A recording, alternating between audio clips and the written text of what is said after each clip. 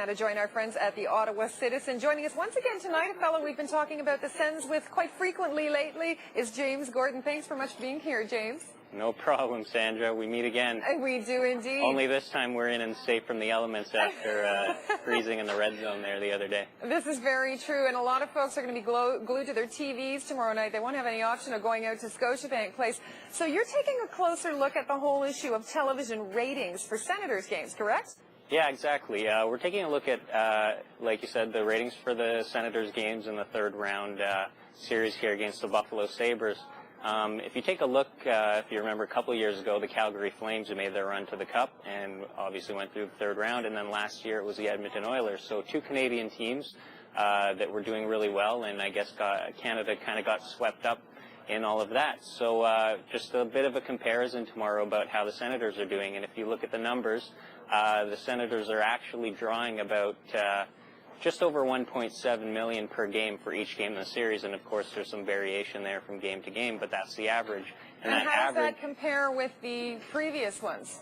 That's about almost a 250,000 viewers fewer this year than in those two previous years. And there's some people floating the theory that maybe that has something to do with viewers in Toronto maybe tuning out the Senators' success here because they might be jealous or, indifferent to their provincial rivals' success. I have two little nephews who may be doing that very thing.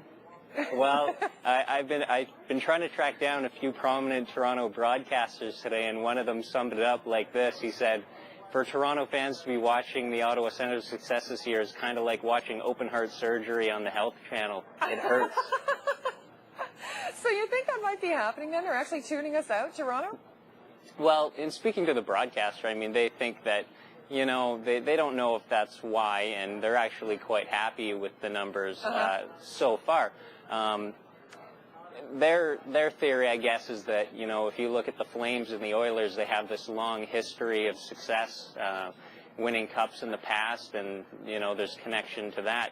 Whereas Ottawa is still a young franchise and possibly still extending their reach, I guess, across the country in terms of getting noticed. And, they say it's a process, like building a franchise. Sure. And maybe if they go to the Cup final this year, they'll get that extra exposure, and that'll translate next year into better ratings when the Senators are on TV. Well, and just an interesting context, too, James, in terms of our market here in Ottawa, we, of course, broadcast Senators games here on A Channel, and it's our #1 show. It's enormously popular here in Ottawa. We just need to teach the rest of the country about it. Yeah, there's no questioning that the Senators are #1 here, that's for sure. Sure. And that's definitely not surprising because you see how rabid people are right now. Oh, yeah. With still one game away, hoping they can wrap it up tomorrow night.